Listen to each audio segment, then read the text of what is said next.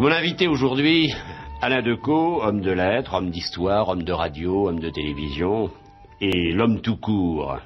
Alain, que devient-il dans ces envolées d'occupation? L'homme tout court est évidemment investi par l'histoire. Occupé?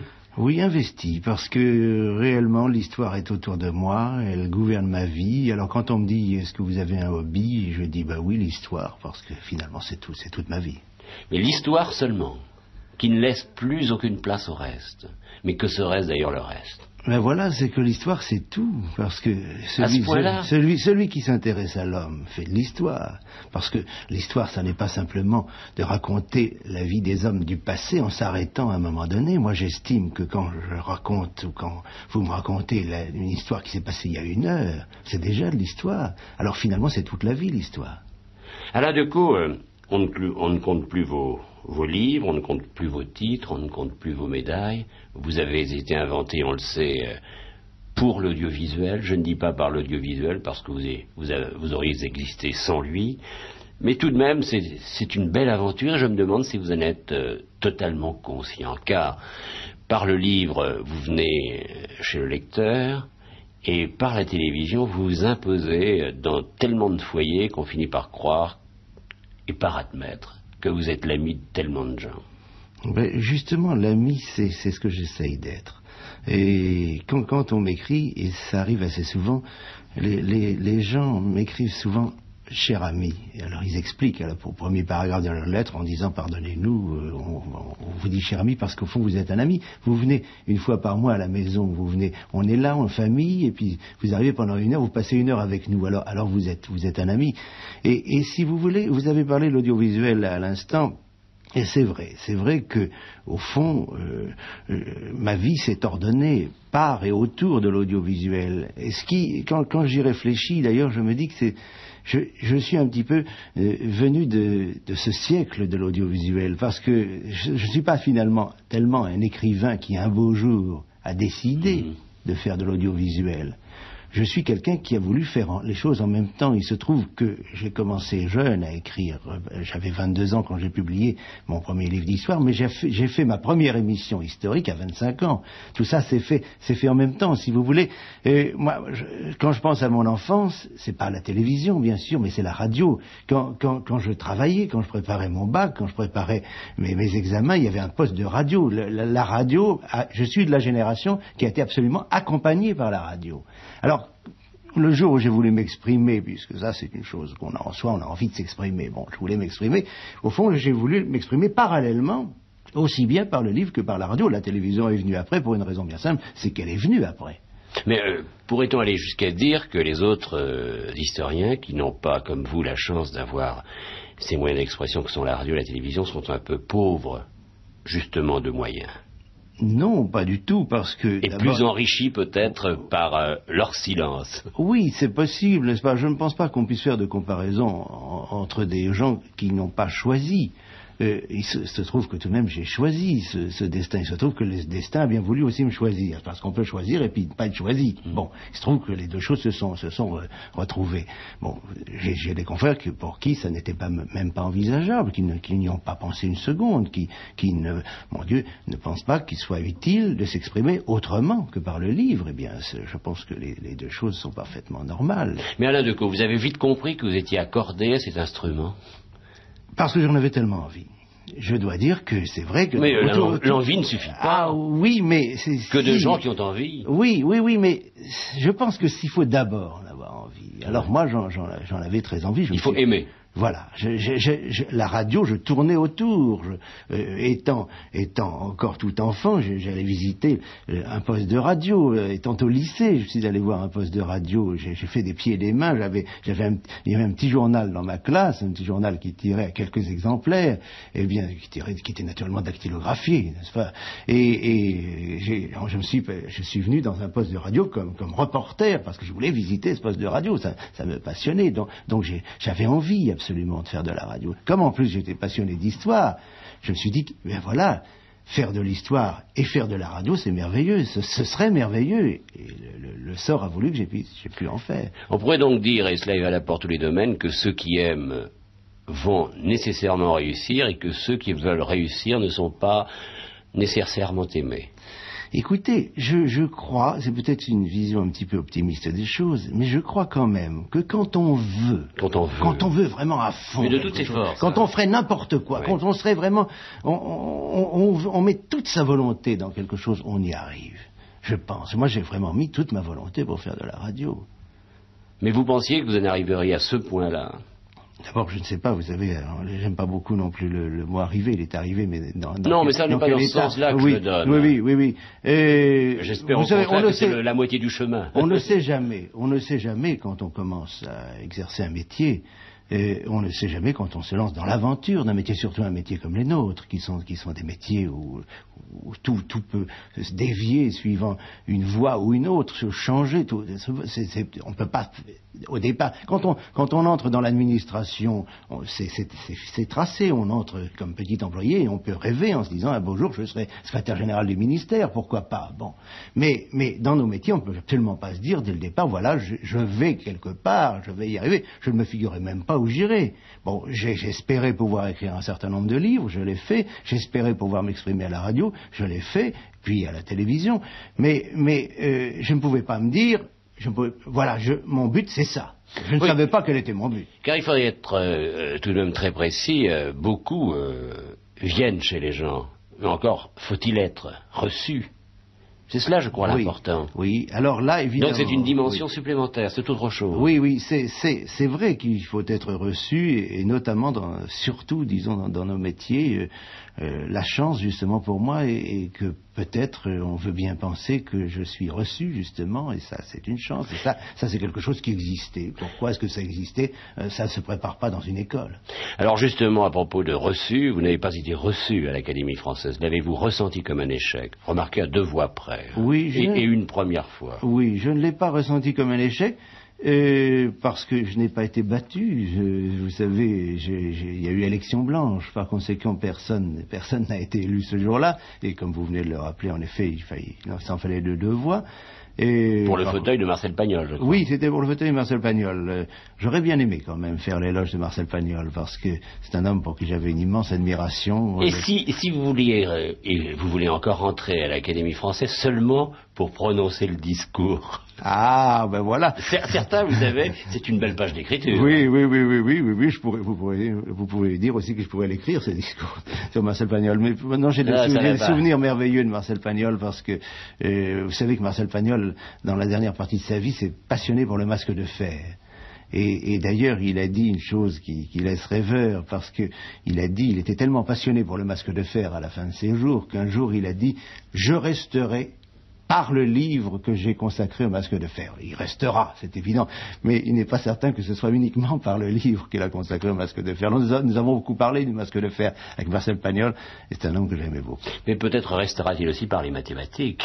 Ah oui, alors là, c'est quelque chose sur quoi je ne peux pas me prononcer, car je suis ignare en mathématiques. Moi, j'en ai entendu parler. Alors oui, il s'occupait beaucoup des nombres premiers. Des nombres premiers, c'est ça. En fait, si vous alliez sous la coupole, et vous irez sans doute un jour, vous seriez le premier homme de l'audiovisuel à vous installer dans un fauteuil. Oui, vous savez, là aussi, si vous voulez, je reviens, en ce qui concerne cette perspective, je reviens un peu à ma jeunesse. Ça n'est pas non plus quelque chose dont on peut se dire, voilà, je vais faire ça, je vais... Alors, bon, j'ai eu... Vous ne détestez pas, quand même. Non, j'ai eu envie, sans ça, je ne me serais pas présenté. J'avoue que c'est quelque chose que je trouve qui apporte à une vie, quelque chose, vraiment, une sorte...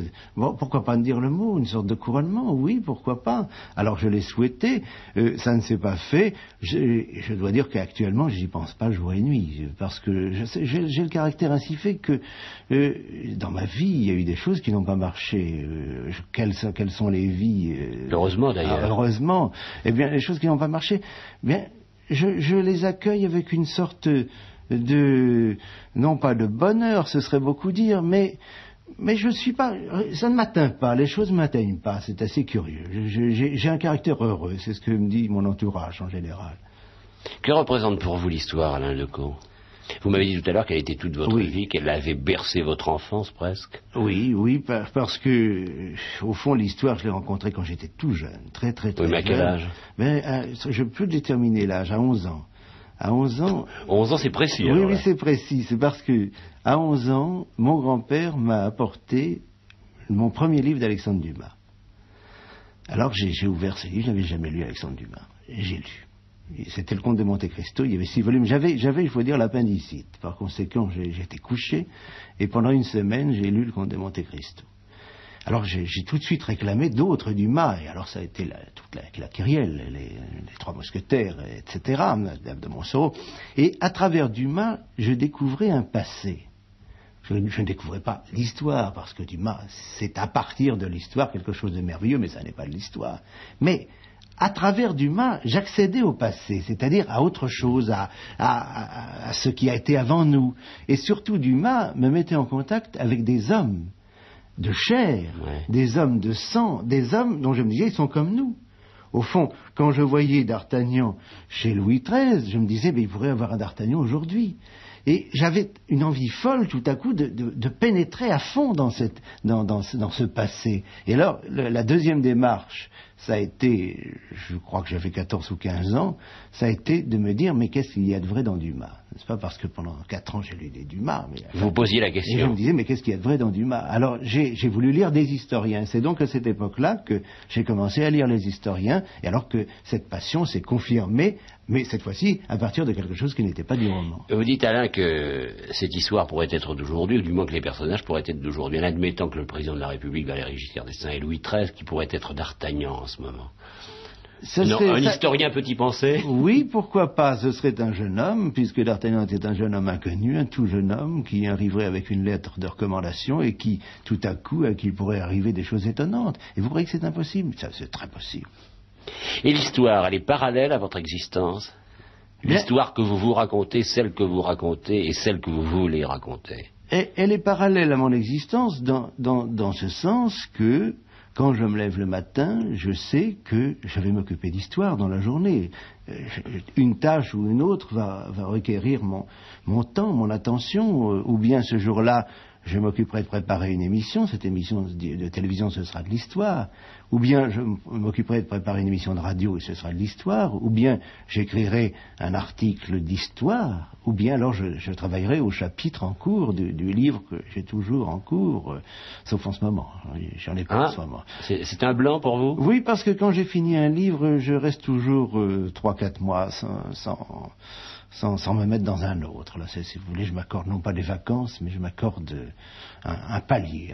Donc, Blanqui l'insurgé peut vous nourrir, mais moralement, intellectuellement, pendant 2-3 mois. C'est-à-dire vous permettre de vous reposer un peu. C'est-à-dire vous laisser faire de la radio, car vous êtes quand même de cette maison. Voilà, bien sûr. Vous permettre de faire de la télévision, d'écrire quelques articles, mais tout de même, de penser à un personnage futur. Oui, parce que je dois dire que quoi qu'étant, et vous aviez raison de le souligner, homme de l'audiovisuel, je reste aussi, et j'y tiens absolument, l'homme du livre. Pour moi, le livre, c'est en quelque sorte la grande route nationale dans laquelle j'avance. Il y a à côté des voies qui suivent cette route nationale, qui sont la radio, mais j'ai besoin d'avoir une sorte de... C'est la voie royale. Voilà, le livre toujours en train, le livre qui avance chaque semaine, j'essaye chaque semaine d'isoler 2 ou 3 jours pour poursuivre mon livre. Et ça, j'ai besoin de faire ce livre. Mais alors, Alain Decaux, je comprends mieux vos fantasmes d'aujourd'hui, votre présent, parce que vous me dites, à 11 ans, j'ai lu le Comte de Monte Cristo, j'ai lu Alexandre Dumas. Aujourd'hui, c'est-à-dire quelques années après, vous êtes président de l'association des amis d'Alexandre Dumas, et on peut dire que vous avez sauvé le château d'Alexandre Dumas, qui allait sûrement être donné à des promoteurs. Oui, ben c'était fait. Il y avait déjà le permis de construire, et grâce à une campagne extraordinaire où la radio a joué son rôle, parce que c'est après un article dans le Figaro d'abord, mais aussi un appel à France Inter, en disant aux gens, mais si vous ne voulez pas qu'on démolisse la maison de Dumas, écrivez-nous. On a reçu des sacs entiers de courriers, et avec les quelques lignes, nous ne voulons pas qu'on démolisse la maison d'Alexandre Dumas, et parce que Dumas est merveilleux, parce que Dumas c'est notre enfance, parce que Dumas on l'aime. Je me suis rendu compte d'ailleurs c'est une pierre dans l'histoire. Vous savez que c'est ça qui m'a révélé l'amour que les Français portent à Dumas. car on admire peut-être beaucoup plus Balzac, on admire peut-être beaucoup plus Hugo, bien sûr, d'autres très grands écrivains, mais on l'aime, Dumas. Les Français l'aiment, on l'aime bien. Mais vous avez fait plus encore, à mon avis, Alain Decaux. Je vais vous dire quoi. D'accord, c'est vrai que par cet article, par cet appel ici à France Inter, vous avez pu sauver le château. Mais surtout, vous avez permis à des gens de ne plus penser qu'il était honteux de lire Dumas, que c'était un sous-auteur. Vous savez qu'on l'a... Oui, certains, lorsque je disais « je relis Dumas », on me disait « ah bon ?» mais avec un air inquiet. Mais vous souvenez... Quelles sont les histoires de la littérature de mon enfance au lycée, je me souviens d'avoir avec scandale, découvert que Dumas était traité en notes. Petit 1, il y a aussi Alexandre Dumas, né en 1802, etc. Je trouvais ça absolument abominable. Non, il n'y a pas que moi, grâce à Dieu, mais il y a eu toute une génération d'écrivains, après la guerre, qui se sont fait un peu les paladins de Dumas. Il y a eu Nimier, le merveilleux Nimier, il y a eu Blondin, il y a eu Michel Léon, enfin, toute une école d'écrivains Jacques Laurent, mon Dieu, comment oublier Jacques Laurent qui a écrit des choses merveilleuses sur Dumas. Et alors tous ont dit, mais enfin Dumas c'est un de nos grands écrivains. Mais il y a également, Alain Decaux, tous les enseignants qui ne l'aiment pas. Pourquoi? Vous croyez qu'on peut... Beaucoup ne l'aiment pas, en tout cas. Autrefois. Ils ont leur raison, peut-être. Autrefois, mais c'est pas certain. Aujourd'hui, pourquoi? J'imagine que les... Si, peut-être parce que, en parlant de Dumas, et comme vous le disiez tout à l'heure, on sacrifie un peu trop à l'anecdote. À la vérité. Et on devient moins précis. À la vérité oui. Historique. Oui, bien sûr, on ne peut pas chercher la vérité historique chez Dumas. Mais vous savez qu'il avait une phrase, vous la connaissez, bien sûr, il est permis de violer l'histoire à condition de lui faire un enfant. Et Dieu sait s'il lui a fait beaucoup d'enfants. Mais vous savez, je ne crois pas qu'il y ait ce manichéisme que parce qu'on est enseignant, fatalement, on ne doit pas aimer Dumas. Je ne suis pas sûr du tout. Je suis persuadé qu'il y a beaucoup de professeurs qui aiment beaucoup Dumas et qui dévorent même Dumas. Enfin, lorsqu'on est historien, il faut offrir un travail. Il faut également avoir une bibliothèque, ou alors une bibliothèque ou une mémoire. Est-ce bien cela? Ce sont là les clauses essentielles? C'est-à-dire que le métier d'historien, n'est-ce pas, se résume à deux activités qui se suivent, qui se complètent. La première, c'est la recherche. Et la deuxième, c'est la composition de l'ouvrage qu'on est en train... Que cet ouvrage soit livre, qu'il soit radio ou télévision d'ailleurs, mais il faut commencer par la recherche. Oui, mais d'une manière générale, il faut avoir quand même toute l'histoire, au moins l'histoire de France, on s'en tient là pour le moment, dans sa tête. Par rapport au siècle, par rapport aux faits... Je ne crois pas. Bien entendu, quand on aborde un sujet, il est obligatoire de l'insérer dans son contexte. Donc, il ne faut pas connaître seulement ce sujet, il faut connaître le contexte du sujet. Quand je fais une émission de télévision qui traite d'un personnage, par exemple, je m'astreins pendant presque un mois, puisque les émissions viennent tous les mois, à lire, pas uniquement sur le personnage, mais je lis sur l'époque. Parce que j'ai besoin d'arriver le jour de l'émission en direct, si vous voulez, en direct de l'époque en question. Alors, j'ai besoin de savoir comment, même si c'est pour raconter l'histoire du général Boulanger, que j'ai fait il y a un mois, eh bien, j'ai besoin de savoir comment vivaient les gens à ce moment-là, comment ils s'habillaient, comment ils se logeaient, quel était le contexte politique général, quel était le contexte européen, quels étaient les souhaits des gens, quelles étaient leur vie intime, leur vie privée, leur vie publique. Enfin, j'ai besoin de savoir ce qui se passe dans l'époque. Et je crois que ce serait une grave erreur de faire de l'histoire isolée du reste. En effet, là, vous avez raison, l'histoire, c'est un ensemble, l'histoire. Mais parfois, vous avez toutes les chances d'être déçu, parce que lorsque vous cherchez dans l'histoire, comme par exemple pour Blanqui, l'insurgé, vous pouvez ne pas trouver ce que vous cherchez, parce qu'on ne devait pas en parler tellement, vous l'avez sorti de l'oubli, Blanqui. Blanqui, je l'ai sorti de l'oubli, non pas... À qui pourrait-on le comparer aujourd'hui? Quel est le personnage aujourd'hui qui sera oublié dans un siècle? C'est l'homme du 19e siècle, Blanqui. Moi, je pensais, non pas... Je ne faisais aucun parallèle. Oui. Mais un homme comme Nicou, dans 100 ans? Oh, non, je pense pas du tout, parce que je ne veux pas te dire du mal de monsieur Nicou, mon Dieu. Mais... Alors je ne vois personne. Mais vous comprenez, ça n'est pas comparable, enfin, Là, je l'ai vexé. Non, c'est Blanqui que ça aurait beaucoup vexé. Bon, pardon. Mais c'est pas comparable du tout. Remarquez déjà 76 ans de vie, dont 33 passés en prison. Oui, c'est ça. Ce n'est pas Nicou, oui, déjà. Nicou n'a jamais fait de révolution qui ait essayé d'installer un pouvoir. Et puis alors, surtout, Nicou n'a pas, je crois, réfléchi comme Blanqui sur la condition des hommes. Bon, ce que fait M. Nicou coup, ça se défend, peut-être. Attention, c'est une accusation que vous portez. Il est en train de... il défend les commerçants. Ben, c'est très bien pour lui, et c'est très bien pour les commerçants, mais c'est tout à fait différent. Blanqui est un homme qui, un jour, a jeté un regard sur la société de son temps et a trouvé cette société injuste, il a trouvé cette société inique, et il s'est dit, il faut transformer la société. Et alors il s'est mis pendant toute sa vie, pendant pratiquement, je calculais que, en effet, il est mort à 76 ans, mais sa vie publique commence à 20 ans, donc sur 56 ans, 33 ans de prison, qu'est-ce qu'il lui reste? Il lui reste 20 ans de liberté. Alors rien que cet extrême est une chose qui suscite l'attention. Je dois vous confier que quand j'ai choisi d'écrire un livre sur Blanqui... Mais pourquoi avez-vous choisi Blanqui? Mais c'est à l'origine cette chose-là qui m'a intéressé. Je le rencontrais de temps en temps dans d'autres études sur le 19e siècle, parce qu'on ne peut pas l'éviter, il est quand même là à tous les carrefours. Ouais. Tiens, voilà Blanqui. Qu'est-ce qu'il vient faire Blanqui? Ah bah tiens, ça c'est Blanqui. Bon, alors, Blanqui. Et puis quand on s'aperçoit que cet homme-là a fait tant de prisons, qu'il a choisi de faire ces prisons, parce qu'on parlait du métier tout à l'heure, mais en l'occurrence, il a choisi, parce que, bien sûr, il n'allait pas en prison de gaieté de cœur, mais cela dit, le monsieur qui se met à chaque fois, dans le cas d'être envoyé en prison, bah, on peut dire qu'il a choisi d'y aller. Alors il fallait que cet homme ait diablement l'idée qu'il avait en lui-même, qu'elle soit ancrée d'une manière inouïe. Alors, quand on arrive devant tels extrêmes, on se dit, voilà un personnage qui quand même sort de l'ordinaire, et ça vaudrait la peine de passer un moment avec lui. C'est ce que j'ai fait, j'ai passé 2 heures et demie avec lui, je m'en plains pas, vraiment, je dois dire que parmi les travaux que j'ai faits, j'en ai fait pas mal, je crois que j'ai écrit une 20aine d'ouvrages, un peu plus même, c'est peut-être le moment de plus grande passion à écrire que j'ai éprouvé, c'était pour faire ce Blanqui. Mais pour arriver à ce travail, Lecaus, c'est-à-dire pour faire à la fois, pour écrire des articles, pour faire de la radio, de la télévision, et puis tout le reste, et puis les livres, il faut un emploi du temps rigoureux. Oui, c'est... une manière de se conduire. Oui, c'est vrai, c'est comme ça que ma vie d'ailleurs est faite. Peut-être... on pourrait penser qu'elle manque de fantaisie, mais on ne peut pas tout avoir, parce que justement elle est très cloisonnée. C'est que j'ai un emploi du temps au début de la semaine, et je sais ce que je ferai chaque jour.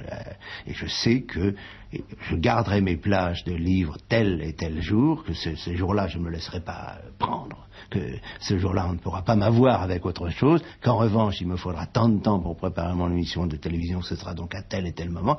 Vous savez, je crois malgré tout que le travail à heure fixe, je travaille à heure fixe, je travaille très exactement comme la majorité des Français, c'est-à-dire que je travaille à des heures de bureau. De 9h à midi, de 8h à midi. Oui, de 9h à midi et demi et de 2h à 6h30. Et vous tenez à je m'y tiens, sauf les jours où je suis en studio. Alors, oui, bien entendu, ça se sent d'autres choses. Mais je m'y tiens absolument. Et vous savez, il y a tout de même des grands précédents. Prenez un homme qui est tout de même un de ceux qui comptent le plus, Paul Claudel. Pourtant, lui, c'est un poète. On pourrait se dire, un poète, il faut qu'il attende l'inspiration. Ben, pas du tout. Tous les jours, à la même heure, monsieur Paul Claudel, avec sa force, ses épaules, sa vieille rudesse paysanne, il se mettait devant sa table et il écrivait. Et savez-vous une chose, c'est qu'il s'arrêtait à 1h pile, même au milieu d'une phrase. Et regardez l'œuvre qui est arrivée au bout. Hein, c'est un grand exemple. Une œuvre, c'est donc un travail. C'est un travail qu'il faut faire, vraiment. Je pense que l'écrivain, et l'historien peut-être plus encore, est un artisan. Et il faut faire son métier d'artisan. Le passé n'interdit pas le présent, et c'est le présent qui vous occupe. Et vous êtes historien du matin au soir. Oui. Sans autre fantaisie. Alors, j'ai des fantaisies de la vie normale, c'est-à-dire que tout de même il me reste dans cette vie, après 6h30 du soir, il se passe des choses. Remarquez, l'histoire ne s'arrête jamais. Non, bien sûr, il me reste tout de même le temps de voir mes amis, le temps de voir ma famille, le temps de voir les spectacles que j'ai envie de voir, je suis aussi un passionné de spectacles, passionné de la musique que j'ai envie d'écouter, car aussi ça me manquerait si je n'écoutais pas de musique, si je n'allais pas au théâtre, si je n'allais pas au cinéma, le temps de regarder quelque quelquefois la télévision. Et puis le temps aussi quand même des échanges, car j'aime beaucoup les échanges. Pour moi, c'est quelque chose qui est énorme. Oui, c'est toujours cette curiosité. Voilà, de me trouver devant des gens, de parler quelquefois pendant des heures de sujets qui nous passionnent l'un ou l'autre. Et si c'est pas le même sujet, c'est tout aussi intéressant parce que ça le passionne lui, mais de l'écouter lui, ça m'intéressera. Et on vous voit toujours parler à la télévision, mais il faut que l'on sache que vous savez également très bien écouter. Oui, d'ailleurs, vous savez, je parle à la télévision et à la radio, mais dans la vie, je ne suis pas très très parleur. J'écoute peut-être plus que je ne parle. C'est peut-être mes origines du Nord. Je suis un homme du Nord. Un homme de l'île. Voilà, les méridionaux sont plus expansifs. Ils parlent plus facilement. Moi, j'aime plus souvent me taire que de parler, finalement. Donc, parler est un travail encore. Oh, je ne sais pas si c'est un non, travail. À la télévision. Oui, à la télévision, oui, pas dans la vie quand même. Non. On vous a forcé presque. Bon, on m'a forcé dans ce sens que ce n'est pas moi autant j'ai voulu faire de la radio, autant l'émission de télévision que je fais en ce moment, ce n'est pas moi qui en ai eu l'idée. Je n'y aurais pas pensé personnellement. C'est Maurice Cazeneuve qui, lorsqu'il dirigeait, j'allais dire Antenne 2, non, la deuxième chaîne, eh bien, a eu l'idée de cette émission. Il m'a fait venir, il m'a dit, voilà, j'ai une idée pour vous, qu'est-ce que vous en pensez? J'avoue qu'au départ, j'étais très effrayé, et je l'ai fait. Vous n'avez pas été très effrayé longtemps? J'ai été effrayé 2 fois. C'est-à-dire la première fois qu'il me l'a demandé, parce qu'il me demandait à ce moment-là des quarts d'heure. C'était des quarts d'heure filmés, sans rien, sans une illustration. Et je lui ai dit, mais ça me paraît effrayant de tenir un quart d'heure à l'image sans support. Il m'a dit, mais s'il faut tenter, ce serait amusant, puis on verra bien si ça ne marche pas. Il se trouve que ça a marché. Pendant la critique, a regardé avec curiosité cette émission d'un quart d'heure, et au bout nous avons fait ça pendant tout un été, on l'a repris l'été d'après, et à la fin de l'été, Maurice Cazeneuve m'a fait venir en me disant, voilà, vous voyez, ça a marché, alors maintenant, je vous donne une demi-heure, et vous allez faire ça en direct. Alors là, j'ai eu peur pour une deuxième fois. Parce que je dis, mais enfin, écoutez, au moins le quart d'heure, si je pouvais m'arrêter, je pouvais regarder mes notes. Et pourquoi le direct? Il m'a dit, parce que c'est dur. Alors ça devient très dur de tenir l'antenne une demi-heure, comme ça, tout seul. Et vous verrez que le direct vous sera d'un soutien énorme. Ce qui est vrai. Mais c'est vrai, mais naturellement. Moi, je ne me priverai pas du direct pour un empire. J'avoue que à chaque fois quand je vais à l'émission, je suis... mon Dieu, oui, j'ai le trac, c'est vrai, j'ai peur, c'est parce que j'ai l'impression que je ne sais plus rien, et à ces moments-là, je me dis, ce serait tellement plus commode d'enregistrer, et il faut que je lutte contre cette commodité, justement, parce que ça enlèverait beaucoup de force, parce que ça s'allume, la petite lampe rouge qui est au-dessus de la caméra, on regarde, elle s'allume, et puis maintenant, il faut faire, parce que maintenant, ça fait 1 heure, alors pendant 1 heure, il faut rester là. 1 heure, c'est tout de même un exploit, et parfois, vous marquez un temps. Oui, alors est-ce voulu? On en parle on m'en a parlé beaucoup, il y a même eu des gloses là-dessus sur ces silences, j'ai lu des articles, pas des articles entiers, mais enfin dans des articles, il était question de ces silences, comme si c'était vraiment le comble, n'est-ce pas, de l'astuce, que tout à coup... Du raffinement. Voilà, alors, non, c'est beaucoup plus simple que ça, je suis incapable de calculer, c'est ce que je dis aux comédiens quelquefois qui me parlent de l'émission, et qui me disent ceci, cela, je dis mais non, ça n'a rien à voir, vous faites un métier que je serais incapable de faire, vous êtes obligé d'apprendre un texte et de le restituer, le texte d'un autre. Moi, j'invente une histoire, je l'invente pas, j'invente les mots. Vous la racontez. Je raconte, mais j'invente les mots au moment où je suis sur l'antenne, puisque j'écris pas de texte avant. Alors, j'invente ces mots. Alors, je n'ai pas les mêmes difficultés que vous. Alors, inventant ces mots, à certains moments, je m'arrête pour, ne serait-ce que 1 seconde ou 2 secondes, pour me dire, maintenant, quels sont les mots que je vais dire. Et il se trouve que s'arrêter 1 seconde ou 2 secondes à la télévision, ça paraît un temps interminable. Alors là, les gens sont dit, ils croient que je suis là, que je viens de faire un acte énorme de cabotinage. Non. Mais Alain Decaux, il faut vous avoir vu en studio, lorsque vous présentez cette émission en direct, pour savoir que c'est tout de même un exercice tout à fait particulier, car il y a des caméras, il y a des caméramans, mais c'est tout. Oui, c'est tout. Alors, vous n'auriez pas une aide supplémentaire si l'on ajoutait une 20aine de personnes qui vous regarderaient, pour lesquelles vous parleriez? Non, vous parlez à la caméra et vous savez que cette caméra est innombrable. C'est le contraire, parce que je suis très sensible, si vous voulez, à l'intervention extérieure, à ce point qu'au départ, puisqu'il y a des documents dans le studio qui sont des agrandissements sur lesquels les caméras jouent, au fond nous faisons, mon réalisateur Jean-Charles Dürmé fait des bancs-titres en direct, n'est-ce pas, avec la caméra vidéo. Alors, avant tout ça se passait dans le studio et ça me gênait. Parce que les caméramans allaient, venaient, alors maintenant c'est fermé par un rideau, ils font leur petit travail, je ne sais pas ce qu'ils font, ça regarde la technique, et moi je suis tout seul, et je vous dirai une fois que mon caméraman, puisque je n'ai plus qu'une caméra devant moi maintenant, nous sommes vraiment deux, plus l'assistante qui a une ardoise et qui m'indique les temps, c'est tout ce qu'il y a dans le studio. Et bien un jour le caméraman a allumé une cigarette, et bien d'un seul coup je n'ai plus su ce que j'allais dire. La flamme, n'est-ce pas, à très peu, puisque la caméra est à 2 mètres, et j'ai été déconcerté. Alors c'est assez curieux, de sorte que je serais très mal à l'aise avec finalement 20 personnes qui seraient là. Ça, je ne crois pas que ce serait... Et si un jour il y a ce que l'on appelle le trou, car là vous êtes tout seul, hein. Oui, ben, vous savez, ça m'est arrivé une fois. Et la caméra était tombée en panne, j'avais eu un balai de techniciens essayant de réparer sous mes yeux cette caméra, ça n'en finissait pas, on avait démonté le capot de la caméra, on vissait, ils se parlaient entre eux en faisant des gestes, on ne trouve pas. Et moi pendant ce temps-là je continuais ma petite histoire, c'était Louis XVI à Varennes, alors c'est Louis XVI, et puis je voyais ces types, et puis finalement à un moment donné, tout à coup ça a été le trou, je ne savais plus et j'ai dit, à ce moment-là j'ai expliqué aux spectateurs. Je crois qu'il faut le dire. J'ai dit excusez-moi, je ne sais vraiment plus ce que je dis. Alors, donnez-moi un instant. Je vais... Voilà. Alain Decaux, il vous arrive d'aller encore à la Bibliothèque nationale? Ah oui, bien sûr. Toujours? Je pensais que les documentalistes vous fournissaient là. Non, parce que, vous savez, j'aime bien avoir le contact avec le document lui-même ou avec le livre lui-même.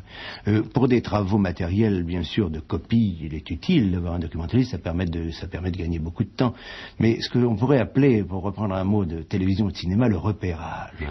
Le repérage, il faut le faire soi-même. Comprenez, par exemple, les papiers de Blanqui. Il y a une masse énorme de papiers de Blanqui à la Nationale. Ben, il fallait que je les voie physiquement, il fallait que je plonge dedans, il fallait que je regarde ces petits carrés de papier sur lesquels il écrivait avec sa petite écriture, 100 lignes sur une page. Alors après, j'ai déterminé les documents qui m'intéressaient. Après, une jeune femme très compétente est allée les copier. C'était très difficile parce que il fallait user d'une loupe étant donné la difficulté de l'écriture. Mais vous savez, il faut y aller soi-même. Dans mon portefeuille, parmi mes papiers qui me suivent à chaque instant, il y a ma carte d'identité, il y a mon permis de conduire et il y a ma carte de la Bibliothèque nationale. Mais ce n'est pas par hasard que l'on devient historien. Je ne pense pas, je pense que c'est l'effet d'un goût et d'une passion. Je pense que l'histoire peut faire naître des passions. Je le vois par les lettres que je reçois, les lettres de jeunes. Vous savez, les jeunes m'écrivent beaucoup et j'en suis très touché parce qu'il y a là un contact qui, je trouve, qui est pour moi un privilège. Et alors, ce sont des jeunes qui s'interrogent, des jeunes qui, par exemple, qui ont 15 ans, 16 ans, 17 ans et qui disent « Je ne vis que pour l'histoire ». Je ne vis que pour l'histoire, je ne lis que des livres d'histoire. Il n'y a que ça qui m'intéresse dans la vie, rien. Qu'est-ce que je peux faire? Alors je leur réponds toujours, je leur réponds le plus longuement que je peux, je leur explique ce qui se présente à eux, que la solution la plus évidente étant le professorat. Évidemment, un monsieur qui choisit d'être professeur d'histoire vivra dans l'histoire toute sa vie. Je leur propose également peut-être les monuments historiques, car un monsieur qui vit dans un musée historique vit dans l'histoire. Enfin, je leur explique tout ce qu'ils peuvent envisager de faire. Mais ce qui m'amuse, ce qui m'émeut même, c'est de trouver dans toutes ces lettres de jeunes cette passion.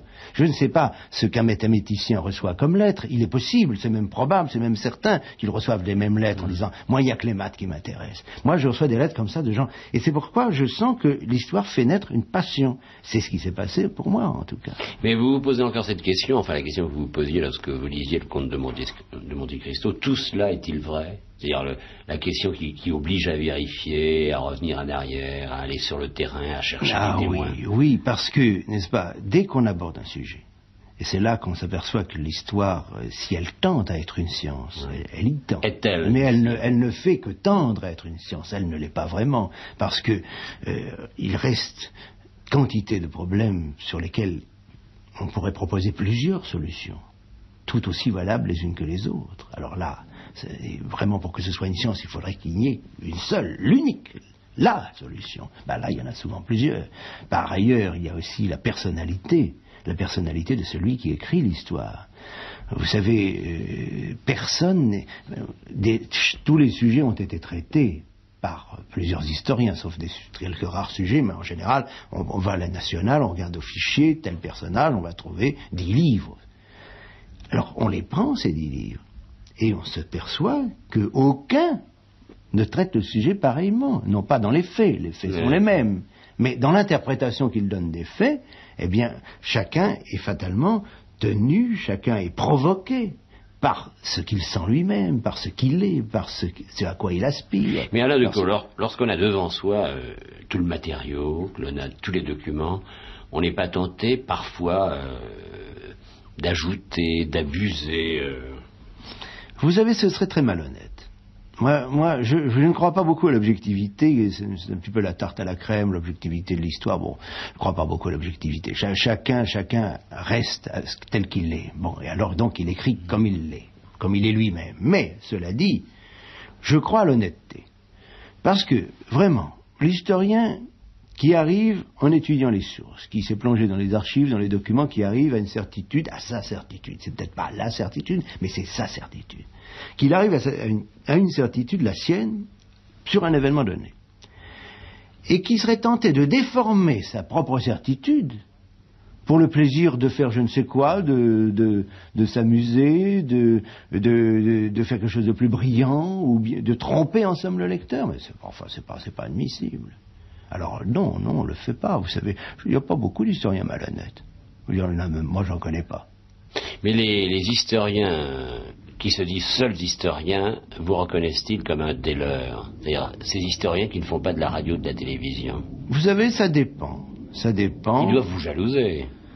Jalouser, je ne sais pas. Moi je ne crois pas qu'on... Pourquoi jalouser quand on n'a pas choisi de faire la même chose, n'est-ce pas?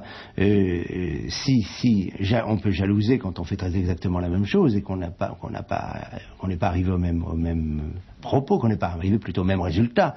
Alors, oui, mais je ne pense pas. C'est-à-dire que je sais, vous savez, je ne suis quand même pas naïf, je sais par des échos que certains universitaires, quelquefois, n'ont pas été gentils avec moi.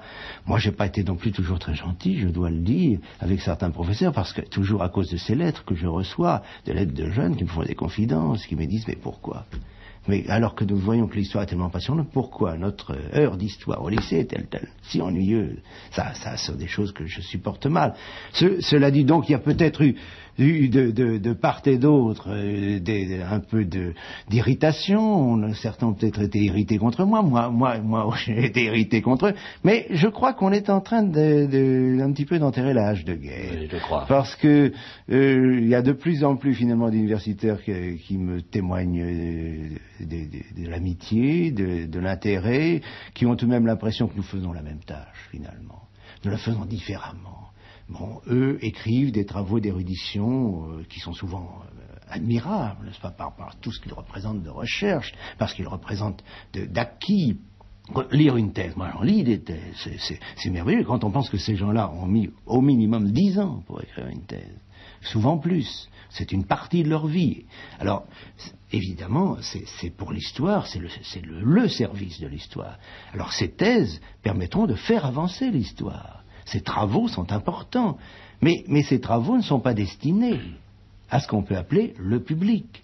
Le public qui prendrait une thèse, il serait perdu, entièrement perdu par le langage, par la forme, par la présentation, par l'appareil de notes qui est toujours... Ça, c'est peut-être entre nous un petit défaut de l'université. Ça, je trouve qu'on exagère, parce que moi je trouve qu'on pourrait mettre 10% des notes qu'on met actuellement dans les thèses, ça suffirait. Bon, enfin ça c'est comme ça, on ne peut pas être reçu docteur si on n'est pas un appareil de notes aussi important. On joue et on juge sur les notes. Oui, mais enfin moi j'ai mon avis. Sont plus importantes. J'ai mon avis là-dessus, c'est pas finalement, je dois dire, alors que ça a l'air d'être tellement sérieux, je trouve que c'est pas très sérieux. Bon, enfin c'est comme ça, il faut qu'on s'y plie, les jeunes gens s'y plient, il le faut bien. Mais alors justement, étant donné la forme que prennent ces travaux, eh bien, le public ne peut pas les lire. Il faut donc qu'il y ait une autre école d'historiens qui s'adresse au public. Elle existe, cette école. Ce ne sont pas les mêmes. Et c'est regrettable que ce ne soit pas les mêmes. C'est pas la même chose dans les pays anglo-saxons. En Amérique, les historiens qui s'adressent au grand public, qui écrivent des livres qui sont des livres qui ont une forme littéraire, qui sont très vivants, qui ne sont pas écrasés sous les notes, eh bien, ce sont des universitaires. Et ici, il y a encore, disons, une barrière entre les deux. Mais enfin, quand nous voyons, par exemple, M. Goubert écrire sur Louis XIV, alors, et s'adresser au public, nous voyons qu'il le fait mieux que personne. Et quand nous voyons M. Leroy-Ladurie écrire sur Montaillac et s'adresser au public, nous voyons qu'il le fait mieux que personne. Alors, donc c'est possible. Alors finalement, je pense que ce faux problème de ces deux écoles qui ne s'aiment pas, qui disent plus ou moins du mal l'une de l'autre, c'est en train de disparaître. Moi, personnellement, j'ai été alerté sur quelque chose que je trouve très irritant et très peu défendable, c'est que dans les projets de réforme actuels de l'enseignement de l'histoire en terminale deviendra matière à option. Alors vous savez que quand quelque chose devient matière à option, c'est fini. Oui, on néglige. Regardez le dessin, par exemple. Le dessin matière à option, on ne fait pas de dessin. Bon, on ne fera plus d'histoire.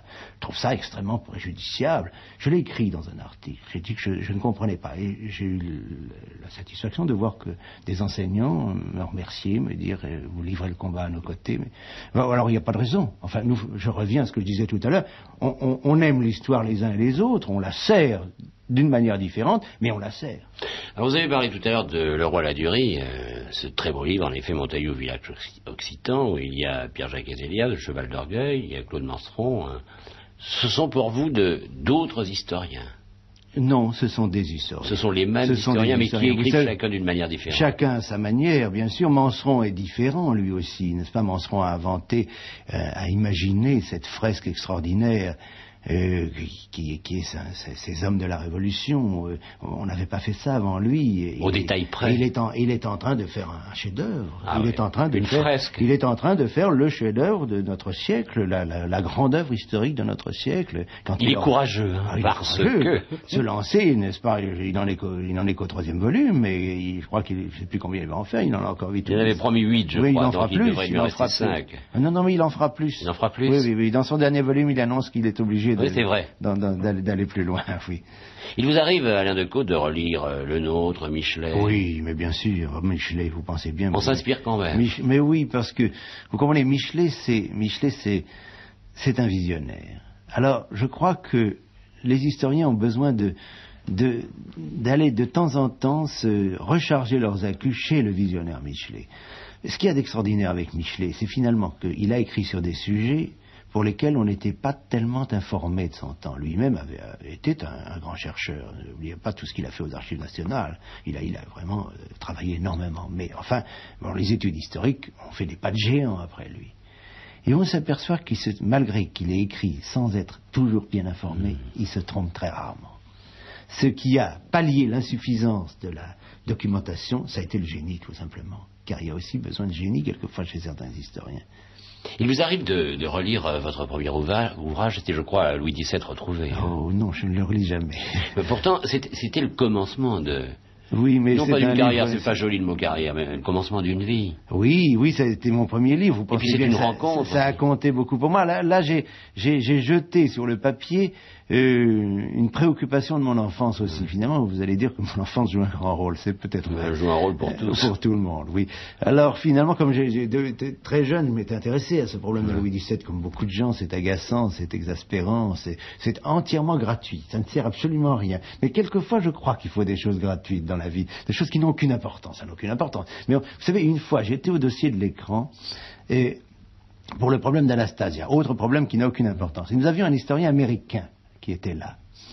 Et les historiens français présents se sont vraiment jetés des injures, ça a été épouvantable.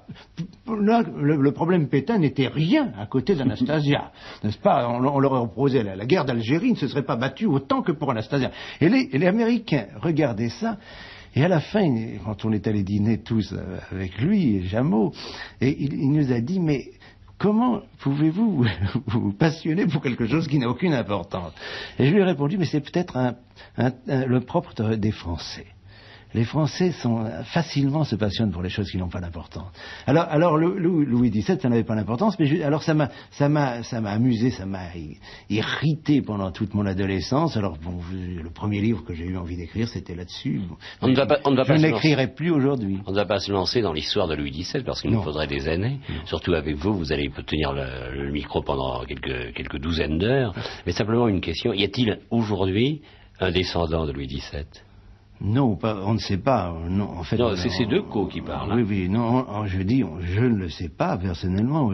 La seule chose qu'on puisse dire de Louis XVII, c'est que l'enfant qui est mort au Temple le 8 juin 1795 n'était pas Louis XVII. Pour la raison qu'on a retrouvé son cadavre, et que c'est pas le cadavre d'un enfant de 11 ans, c'est le cadavre d'un enfant d'au moins 14 ans et peut-être 17 ans. Alors, donc l'enfant qui est mort au Temple n'est pas Louis XVII.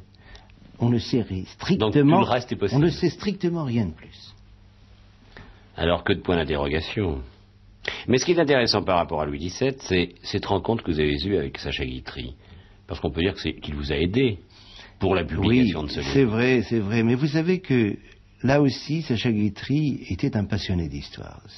Le théâtre était pour lui sa vie, mais disons que presque tout autant c'était l'histoire. J'ai eu, quand j'avais 20 ans, avec Sacha Guitry, d'innombrables conversations sur l'histoire. Pour lui, il faut dire que l'histoire, c'était surtout quelque chose qui correspondait à ce qu'il aimait, c'est-à-dire les grands hommes. N'est-ce pas ? Ouais. Il aimait les grands hommes. Alors, il lisait énormément sur les grands hommes, il prenait des notes, il avait des objets ayant appartenu aux grands hommes, il en parlait. Et pour lui... Alors, imaginez un garçon de 20 ans qui est lui-même passionné d'histoire, qui a la chance, par une série de hasards, de rencontrer Sacha Guitry et de devenir son ami intime. Eh bien, c'était merveilleux, parce que j'avais à la fois la chance d'avoir un homme que j'admirais devant moi, d'entendre, de vivre avec cet homme que j'admirais, et de l'entendre partager ma propre passion. Alors ça me renforçait énormément, et quand j'ai écrit ce livre, il a eu en effet le geste tout à fait étonnant de recommander ce livre à un éditeur sans que je lui ai moi rien demandé et sans qu'il m'en ait parlé lui-même. Il a fait ça avec une distinction, une élégance très grande. Enfin, il faut tout de même de la mémoire et de la passion. Et quand même de la mémoire. Parce que pour aligner les dates, je n'ai pas beaucoup de mémoire. Pour aller vite. Je n'ai pas énormément de mémoire. C'est une chose très curieuse, mais la mémoire me fait souvent défaut et je ne me fie jamais à ma mémoire.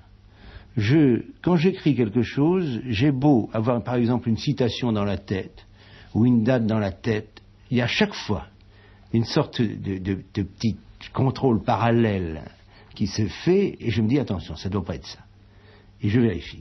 Je vérifie à chaque fois, je pense que tous les historiens font ça, parce que tout de même, il ne faut pas se tromper quand on donne une date, quand on donne une citation. Ça serait une grande... Mais Alain Decaux, vous pourriez raconter à la télévision une histoire d'aujourd'hui? Je crois. Une histoire d'avant-hier. Oui. Vous pourriez raconter Pétain? Oui. Le débat. Oui, j'ai raconté beaucoup d'histoires sur la Seconde Guerre mondiale. Mais sur des personnages. Sur des personnages. L'histoire d'Algérie. C'est possible, je pourrais le faire, parce que, voyez-vous, c'est ça qui est intéressant, c'est que on parle toujours de l'accélération de l'histoire, mais en plus de l'accélération de l'histoire, il y a aussi l'accélération des moyens de connaître l'histoire. Nous allons beaucoup plus vite. Avant, les documents dormaient. Oui, on dirait que les documents publics dorment toujours, puisqu'il faut 50 ans.